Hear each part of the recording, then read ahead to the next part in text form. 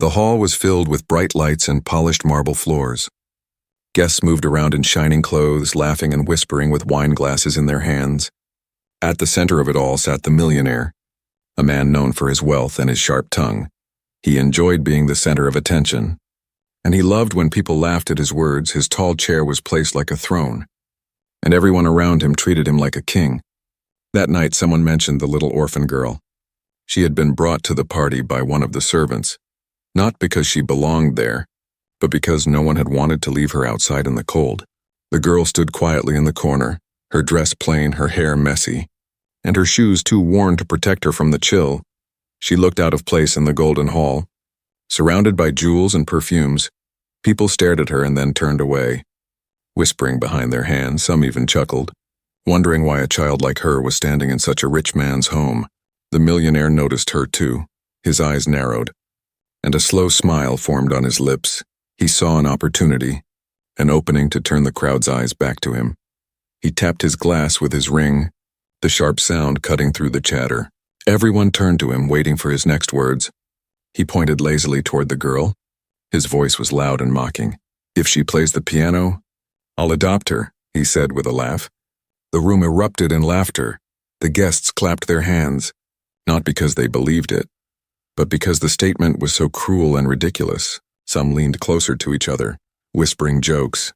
"She probably doesn't even know what a piano is," said one. "Her fingers are too small, she'll break the keys," said another. The girl stood frozen, her heart pounding. She wanted to disappear, but all eyes were now on her. The millionaire leaned back in his chair, clearly enjoying the reaction of the crowd. His smile grew wider. He expected the girl to stay quiet, to run and hide. He expected her to cry or beg to be left alone. He wanted to see her shame because it entertained him.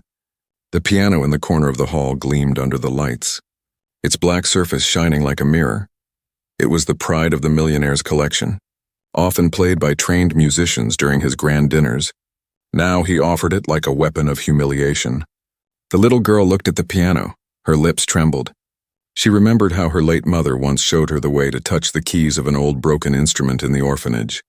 She had no training, no lessons, only a memory and a feeling in her heart.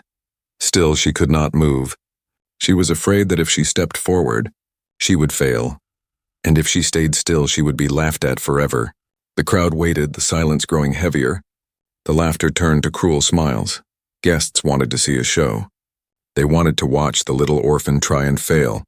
The millionaire tapped the armrest of his chair with his fingers, his eyes sharp with mockery. "Go on then," he said. "Show us what you can do." His tone was dripping with sarcasm. The girl lowered her head. Her small hands clutched at her old dress. She wanted to scream, to run, but she also felt something inside her push against the fear. For a moment she thought of her mother. She remembered the warmth of her voice, the way she whispered, "Play with your heart, not your hands." Those words lit a small fire inside her chest. The girl's breathing grew steady. She straightened her back just a little. Her steps were slow and shaky as she walked toward the piano. The crowd gasped in surprise. They did not expect her to move at all. Every step felt like a mountain climb. The piano seemed too far away, too heavy, too grand for her to touch, but she kept moving. The hall grew so quiet that the sound of her footsteps echoed against the marble floor. The millionaire raised his eyebrows, his mocking smile softening just slightly. He did not expect her to be this brave. She reached the piano bench. Her tiny body looked smaller against the giant black instrument. She sat down carefully, her legs barely reaching the ground. She placed her hands on her lap first. Afraid to touch the keys, the crowd leaned in, some smirking, others curious. The millionaire crossed his arms and said in a voice meant for everyone to hear, "Well, let's see what this little bird can do." The laughter returned in soft waves across the room. The girl finally raised her trembling hands. Her fingers hovered above the smooth white keys. The air felt thick, like it was pressing down on her shoulders. This was her test. A cruel game for the rich man and his guests. But for her it was more than a game. It was her only chance. The silence stretched on, long enough that some guests began to whisper again. "She can't do it," one said. "She's frozen," another whispered. The millionaire smirked once more, his confidence returning. He leaned closer to his friends and whispered, "This will be over in a moment." But in the girl's chest, her heart beat louder than their voices. louder than their laughter, louder than her fear. She closed her eyes, and in that quiet moment, the challenge no longer felt like mockery. It felt like destiny. The girl sat on the piano bench, her small back straight but her hands resting tightly in her lap. She could feel dozens of eyes burning into her, watching every small move she made. The air in the hall was heavy, filled with perfume and whispers. Around her, the guests leaned forward, some with mocking smiles, some with curiosity. Everyone was waiting for her to embarrass herself. She lowered her gaze, her lashes hiding the tears that threatened to fall. Her heart pounded so loudly that she could hear it in her ears. Her breathing was shallow, quick. Like a bird trapped in a cage, she wanted to run, to escape the weight of their laughter. But her legs felt frozen. She remembered the mocking words of the millionaire. If she plays the piano, I'll adopt her. The cruelty of that statement was still echoing in her mind. It was not an invitation, it was a joke meant to make her small, meant to make her nothing. The crowd had already decided her fate. To them, she was only a poor orphan girl. She wore a faded dress with tiny tears near the hem. Her shoes were scuffed, the leather almost gone. Her hair had not been brushed properly, and her thin arms spoke of hunger. They looked at her and saw failure before she even touched the keys.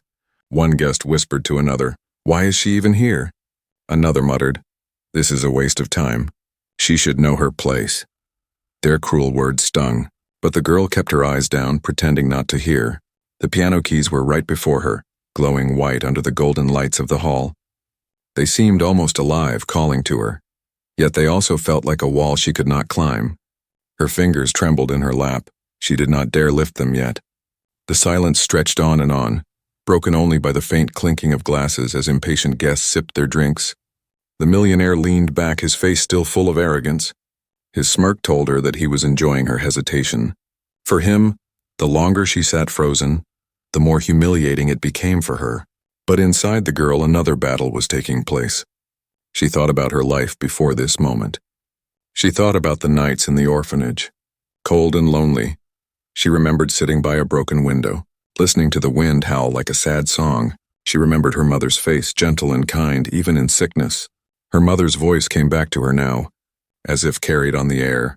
"Play with your heart, not your hands," she used to say. Those words wrapped around her fear like a blanket, giving her warmth where there had been none.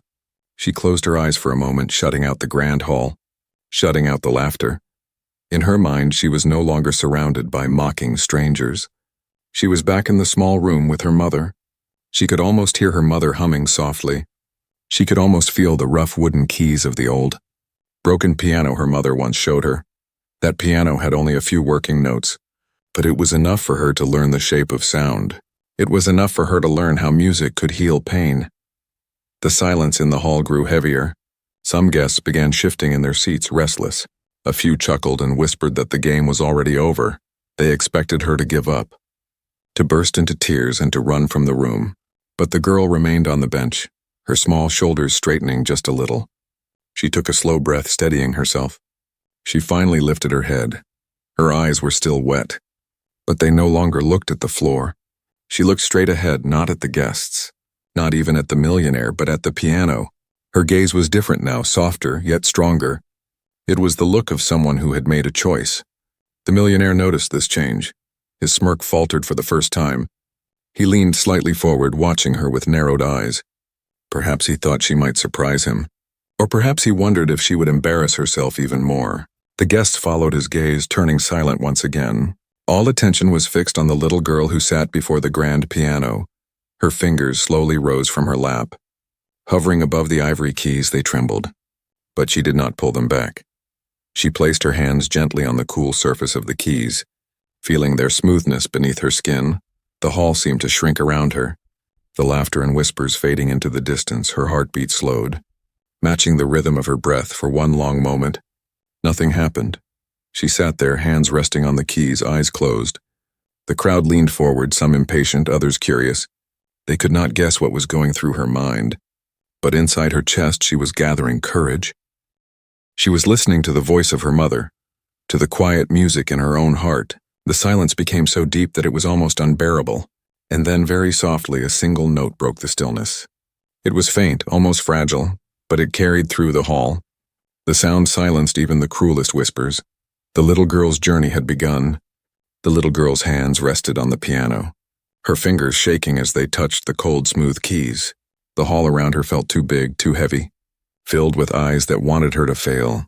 She could hear soft chuckles still echoing from the back of the room, but she kept her eyes down, staring at the keys as if they held the answer to her fear. The piano itself seemed alive. Its black, polished surface reflected the golden light of the chandeliers. Its size made her feel even smaller, like a fragile bird sitting before a mountain. She remembered how many times she had looked at pianos from far away, standing outside windows where music schools trained children who could afford lessons. She had dreamed of touching one, but now that she sat in front of it, the weight of that dream pressed down on her chest. Her tiny frame looked swallowed by the large bench. Her feet dangled just above the floor. She felt like a child sitting in a throne that wasn't meant for her. The laughter of the millionaire earlier still rang in her head. "If she plays the piano, I'll adopt her," he had mocked. To the crowd, it was a joke. To her, it was a challenge that carried her entire future. She did not have family. She did not have home. And this cruel test had suddenly become her only chance at belonging. She took a deep breath, but her fingers refused to move. They trembled so much that she quickly pulled them back and placed them on her lap again. The crowd erupted with laughter once more. Someone whispered loudly, "She doesn't even know where to begin," another said. "The poor thing will break down." The sound cut her like sharp blades. Her face grew hot, but she did not cry. She pressed her lips together, refusing to give them the satisfaction of her tears. In that moment of weakness, her memory returned. She saw her mother's face in her mind, thin and pale but filled with love. She remembered her mother's gentle hands guiding hers over the chipped wooden keys of the broken orphanage piano.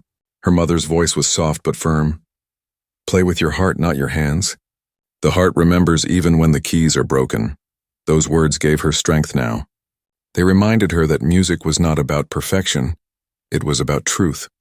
Her small hands rose again, slower this time.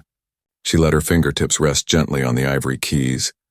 Her whole body was shaking, but she did not pull away. The piano felt different now. It was no longer just a giant instrument that frightened her. It was a bridge, a voice, a chance to show who she was. She closed her eyes. Blocking out the sneers and whispers, she listened only to the beating of her heart. The first note she pressed was weak. It rang out awkward and short. The crowd burst into muffled laughter. Some covered their mouths to hide their smiles. The millionaire leaned toward his guests and whispered with pride, "See, I told you she will fail." His words were sharp and cruel, but the girl tried not to hear them. She lifted her finger and pressed another key. This one was louder, clearer. The sound lingered in the air for a moment. Her breath caught in her throat. Something inside her stirred, a small flame trying to grow. She pressed a third note, this time with more strength. The sound was rich, smooth. It filled the silence in the hall for a heartbeat longer. The crowd stopped whispering. Their laughter died down slowly. One or two leaned forward. Surprised by the change in her playing, the girl felt it too. She felt her heart speaking through the notes. Her body was still shaking, but her soul had begun to push through the fear. She began to play a small tune her mother once taught her. The notes were broken at first, uneven, but with each passing second they grew clearer. The memory of her mother's humming guided her fingers. The music flowed like water trickling from a spring, soft but alive. The more she played, the less she heard the crowd. The less she cared about the millionaire's cruel challenge. The millionaire's smirk faded. His eyes narrowed as he leaned forward in his seat. He had expected her to cry, to give up, but now he was seeing something he had not imagined. The girl's hands, though small and trembling, were moving with purpose. The sound rising from the piano was not the sound of failure. It was the sound of courage. The guests shifted uncomfortably in their seats. Some still tried to laugh, but the music silenced their throats. There was something honest in the way the girl pressed the keys. Each note carried a weight of longing. Each sound held a piece of her story. Her small body swayed slightly with the melody. Her eyes were still closed. Her lips moved as if whispering words only she could hear. She was no longer in the grand hall. She was back in that little room with her mother, back in the warmth of memory. Her heart was leading her hands, and the piano obeyed. The weight of the keys was still heavy, but she no longer feared it. Instead, she carried it. She carried it with her pain, her hope, her hunger for love. The mocking words of the millionaire no longer echoed as loudly in her mind. What filled her instead was the strength of her own music. The hall, which had moments ago roared with cruel laughter, was now quiet. Every eye was fixed on the girl, every ear caught by the trembling tune she brought forth. She had not only touched the keys of the piano, she had touched something deeper, something no amount of wealth or arrogance could silence. And as the final note of her small tune floated in the air, the little girl kept her hands resting on the keys. Her shoulders were still trembling, her breath uneven, but her heart was steady. For the first time, she was not the poor orphan mocked by strangers. She was a musician, and her music had begun to change the room. The first few notes had been weak, almost broken, but then something happened inside the girl. She closed her eyes, blocking out the glittering chandeliers, the cruel smiles, and the heavy stares of the rich guests. Her small fingers, still trembling, pressed the keys again. This time, the sound was different, clear, and full of life. It was as if she had opened a door inside herself. Letting her true voice out, the people in the hall leaned closer, waiting to hear more. Some whispered quietly, surprised that the girl had not stopped. They had expected her to cry, to freeze, or to run away, but she did not run. Instead, she began to play slowly, softly. Each note followed the other. Fragile at first, but growing stronger. The tune was simple, but it carried something that could not be ignored. It carried her heart. The millionaire watched from his chair. His smirk was still on his lips, but it was weaker now. He had wanted her to fail in front of everyone. He had wanted to laugh at her and prove that she was nothing. Yet as the girl played, something in the room shifted. The laughter that had filled the air earlier was gone. Replaced by silence, the only sound was the piano. The girl remembered her mother's words again. Play with your heart, not your hands. She let the memory guide her. She thought of the nights when she sat with her mother. Listening to her hum softly, she thought of the broken piano in the orphanage. Missing keys, broken wood, but still alive with sound. She thought of how music made her feel safe when the world was cruel. And as she thought, her fingers moved with more confidence. The melody grew, rising and falling like waves. It was not perfect. Her notes were not polished like those of trained musicians, but it was real, pure, and full of feeling. Each sound carried her pain, her loneliness, her hope, and her love. Her small body began to sway gently with the music. Her eyes remained closed, and her lips parted as if she were whispering a prayer. The guests could no longer laugh. They felt something strange, something they had not expected. The rich women who had been smirking now looked at her with wide eyes. The men who had whispered cruel things were silent. One man cleared his throat uncomfortably, as if he did not want to admit that he was moved. The millionaire leaned forward now. His hands gripped the armrests of his chair. His mocking smile was gone, his eyes narrowed, but not in cruelty. In confusion, he had not thought this girl could bring any music out of the piano. Yet the sounds filling the hall were unlike anything he had heard. They were not about skill or wealth, they were about truth. The girl's fingers danced faster now. Her trembling slowed as the melody took control of her. The piano keys responded, singing under her touch. The hall seemed to grow brighter, as if the music had lit something inside the air. The silence of the crowd deepened, heavy and thick. Every note struck a part of them they had long forgotten. One of the women sitting near the front felt her chest tighten. She remembered a time when she was young, when she had played the piano before her family. Before money and pride had filled her heart, a man near the back lowered his head, feeling ashamed of the words he had spoken earlier. Even the servants standing by the doors stood straighter. Their eyes locked on the little girl who was no longer just an orphan. The girl's heart poured into the melody. She thought of her mother's smile, of the emptiness she felt each night without her. She thought of the hunger that sometimes kept her awake. She thought of the loneliness of being unwanted. All of it came out through her fingers. Every note was a tear, every sound a piece of her soul. The millionaire felt his chest stir in a way he did not like. He had grown used to mocking, to laughing, to using others for his amusement. But now he felt unsettled. He could not laugh. He could not even look away. The music was too honest, too raw. It was pulling at something deep inside him. The crowd did not dare to interrupt. No one clapped, no one whispered. They were trapped by the sound, held by it as if by invisible chains. The girl was no longer just a poor child playing a game. She was something more. She was an artist. Her song reached a moment of strength, the notes rising higher, filling the great hall with power. Her little shoulders rose and fell with each breath. She pressed the keys with all the courage she could find. For a moment, it felt like her mother was there with her, standing behind her, smiling with pride. And then the melody softened, growing slower, gentler. It was like a whisper after a storm. The last notes floated in the air, delicate and fragile before fading into silence. The girl's hands dropped to her lap. She did not look up, afraid of what she might see on the faces around her. But the silence that followed was not filled with laughter. It was filled with something else, something heavier, something more powerful. The guests did not know what to say. They had come for entertainment, but instead they had witnessed something real, something pure. The little girl, who had been mocked, had shown them all her heart.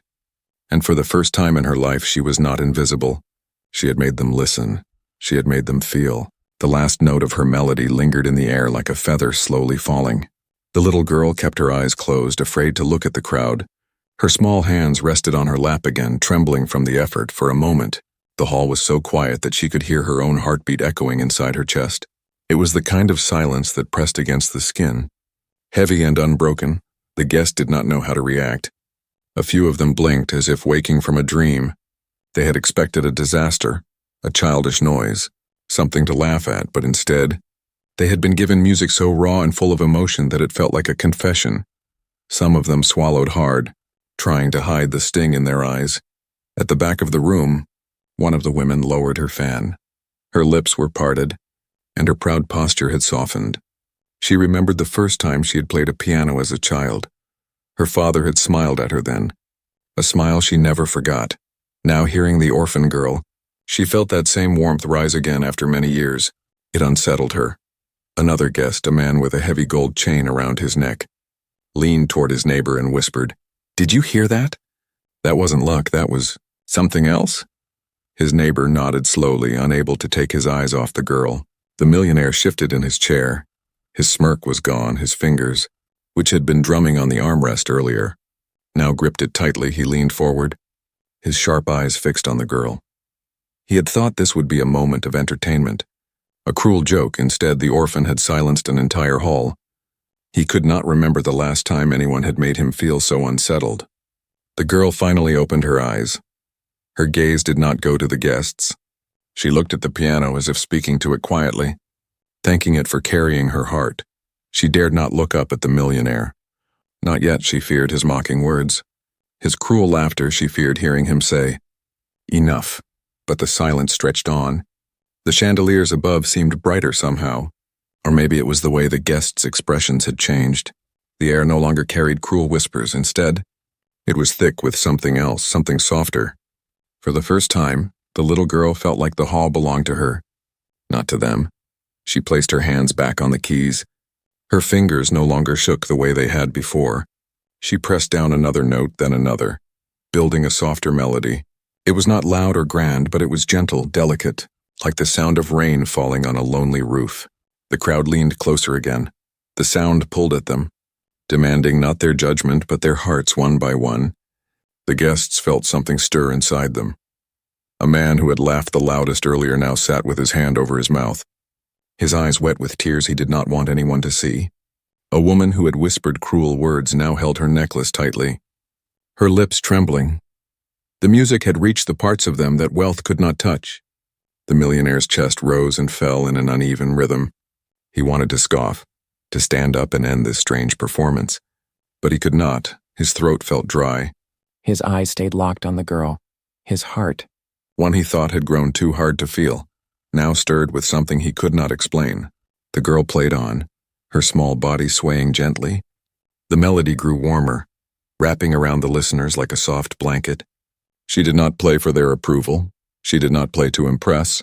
She played because her heart demanded it. Every note was her truth. The hall, which had moments ago been a place of pride and cruelty, now felt like a sacred space. The sound filled every corner, turning gold walls and marble floors into something softer, something almost human. The guests did not speak, afraid to break the spell, and then, as the melody came to an end, the girl lifted her hand slowly. The last note hung in the air and faded. The silence that followed was heavier than before. It was no longer the silence of mockery. It was the silence of respect. For a long moment, no one moved, no one spoke. The little girl sat still, her head bowed, her breath uneven. She feared the silence meant disappointment, that perhaps they had hated her playing, but she could not see the truth written on their faces. The guests were stunned. They had not expected this, not from a poor orphan girl in a torn dress. They looked at each other, their proud masks cracked. Some eyes shone with tears, others with shame. They realized they had judged too quickly, laughed too cruelly, and in doing so, almost missed something extraordinary.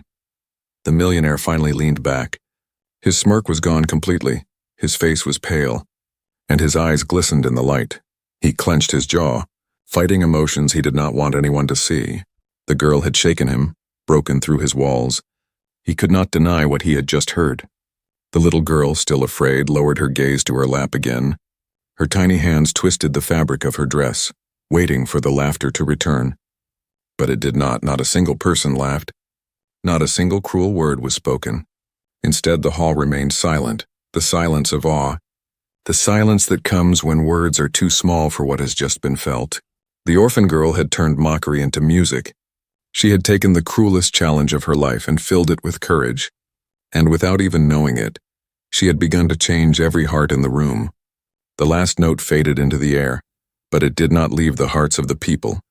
The hall was filled with silence, the kind of silence that is louder than words. The little girl's hands were still resting on her lap, her head bowed as if she was afraid to face them. She thought maybe they were still mocking her in their minds. Maybe they were only waiting to laugh louder when she looked up. Her chest rose and fell quickly, her breath shaky. But the guests were not laughing. Their faces had changed. Their eyes were wide, and many of them had wetness forming at the corners. They were not looking at a poor orphan anymore. They were looking at something they had not expected. An artist, a soul speaking through music. One woman pressed her hand against her lips, trying to stop a sob from escaping. Her shoulders trembled as tears rolled down her cheeks. She remembered the daughter she had lost many years ago. The music had pulled that memory out of her heart, a memory she had locked away. The little girl's melody had opened the door to her grief. A man sitting near the front shifted uncomfortably in his chair. His eyes were wet, but he pretended to cough to hide it. He had come into the hall with a proud heart, thinking only of wealth and power. Now he felt small, ashamed. He had called the girl useless earlier, but the music had cut through his pride. It had shown him something money could not buy at the back. Even one of the servants wiped his eyes with the edge of his sleeve. He was used to being invisible like the girl. He knew the sting of being ignored, and now, watching her play with so much heart, he felt as if she had spoken for people like him. The millionaire sat stiff in his chair. His hands gripped the armrest, his chest rose heavily. He wanted to look away, but he could not. The music had touched him too. It had entered the cracks he thought no longer existed in his soul. He had wanted to laugh, but instead he felt something rising inside him, something hot and heavy. He pressed his lips together tightly, but his eyes betrayed him. They glistened in the golden light. The little girl still did not know. She sat quietly, waiting for someone to shout, waiting for cruel words to fall like stones, but then someone began to clap softly. It was hesitant at first, then another joined and another. Soon the hall filled with applause, not of mockery but of respect. The sound grew louder and louder, echoing against the marble walls. The girl lifted her head slowly, her eyes wide with disbelief. She looked at the faces that had once laughed at her, but now those same faces were soft. Some filled with tears, some with shame. They were clapping for her, not because she was an orphan who had dared to try, but because she had made them feel something they could not ignore. Her lips trembled, she almost whispered to herself, "Mama, they are listening." Her heart swelled, but she still felt fear. Was this real? Would it last? The millionaire stood slowly, his tall figure casting a shadow across the hall. The clapping grew quieter as people noticed him. Everyone turned to watch, the girl's body stiffened, afraid of what he might say. He had been the cruelest of all. He had started the mockery. His voice had carried the challenge that nearly broke her. He took a step forward, his face was unreadable. The guests held their breath, waiting. The little girl's hands clutched the edge of the piano bench. She felt her heart beating faster. The millionaire's lips parted as if to speak. But no words came at first, his throat was dry. He swallowed hard. His eyes were on the girl, but his mind was far away.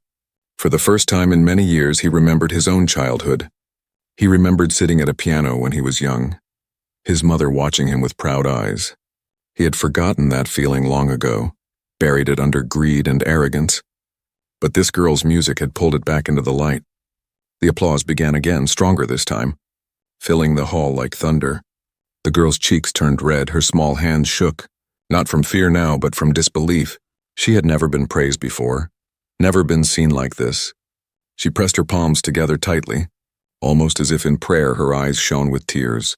Some guests wiped their faces openly now, no longer hiding their emotions. One woman leaned toward her husband and whispered, "She plays with more heart than any trained musician I've ever heard." The man nodded silently, unable to speak. The hall, once filled with cruelty, had been transformed. The girl's music had broken the pride in their hearts, replaced it with humility. They did not see her torn dress anymore. They did not see her old shoes. They only saw the light in her music. The millionaire finally spoke, his voice low but clear. "She plays with pure heart." His words echoed in the hall. Stronger than any applause, the girl's eyes widened. She had expected him to laugh, but instead, his voice trembled with something she had never heard before. Respect. The guests looked at one another, stunned. The same man who had mocked her was now admitting the truth. It was not weakness in his voice, but something deeper. The girl could not stop her tears. They rolled down her cheeks, shining like pearls in the golden light. The hall was filled with clapping once more. Louder than ever, the little girl sat on the bench, her small figure shaking. But in that moment, she knew she had done something no one could take away. She had played not with skill, not with training, but with her heart. And her heart had reached them all. The applause filled the hall like thunder.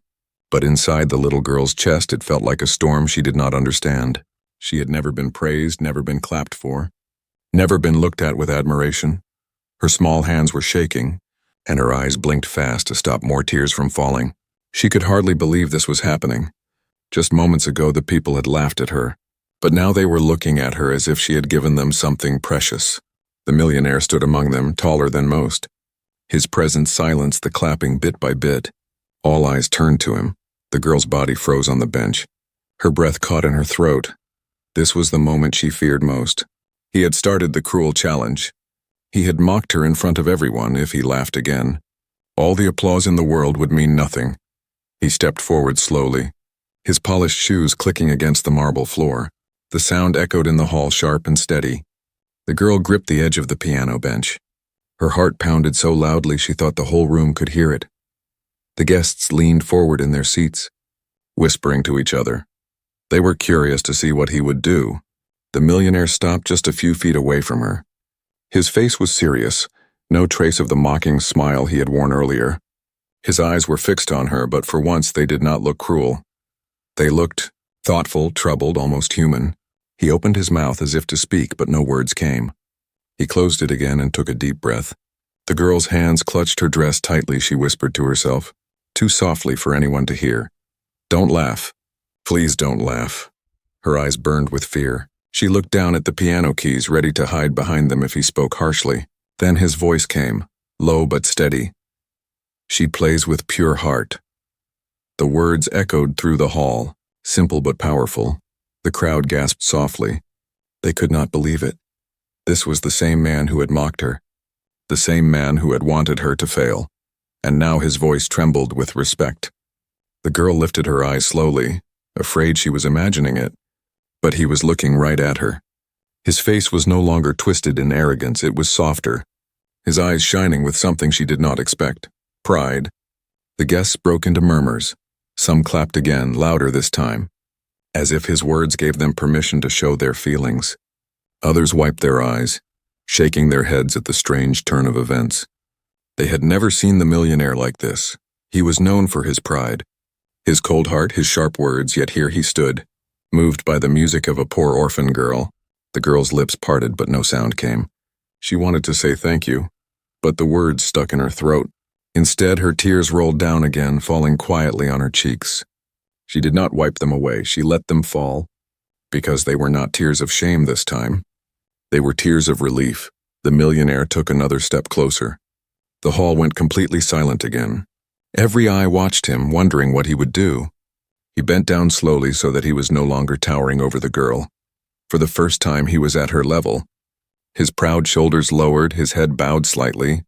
"You are not just a child," he said softly, his voice heavy with emotion. "You are a musician." His words were not for the crowd. Not for the applause, they were for her. The little girl's heart almost stopped. She looked into his eyes and saw no cruelty, only truth for the first time in her life.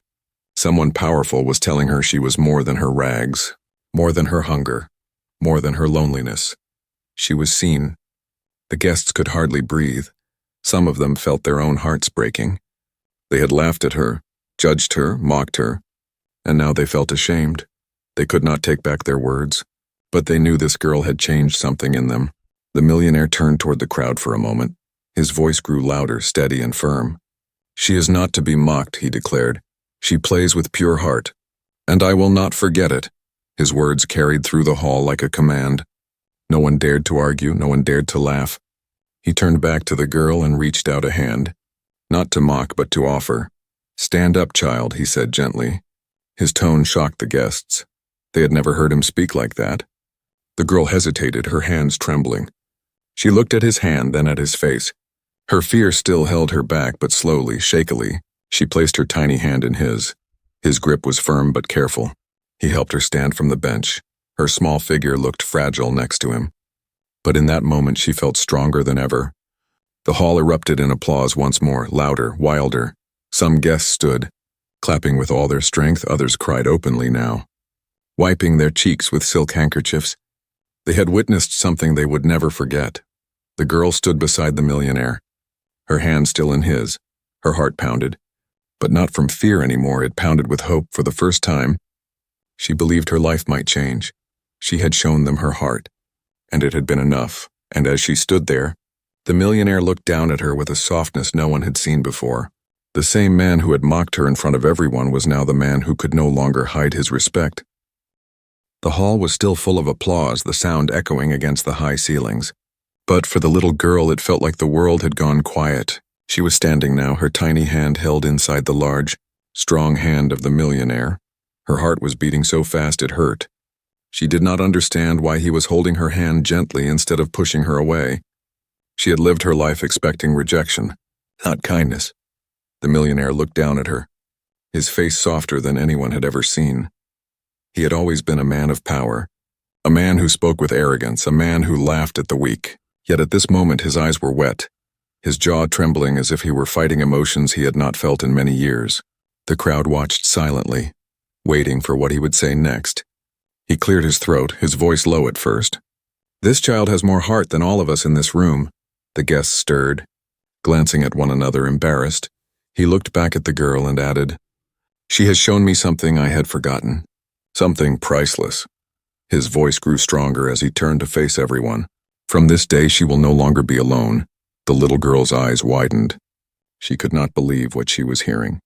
Her lips parted, but no words came out. She felt tears roll down her cheeks, warm against her cold skin. The guests gasped softly. Some covered their mouths in surprise. The same man who had mocked her had just declared her future in front of everyone. The millionaire knelt slowly, lowering himself until his proud face was level with hers. His knees touched the marble floor, and the hall fell into a stunned silence. No one had ever seen him humble himself like this before. His voice trembled slightly as he spoke. "From this day, you are my daughter." The little girl's knees weakened. She almost stumbled backward. Her breath caught in her chest. She whispered almost too softly to hear, "Daughter?"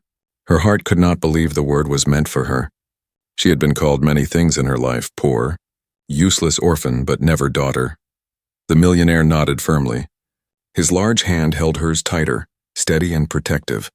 "Yes," he said, "you are mine now, not because I pity you, but because you have given me something no one else could.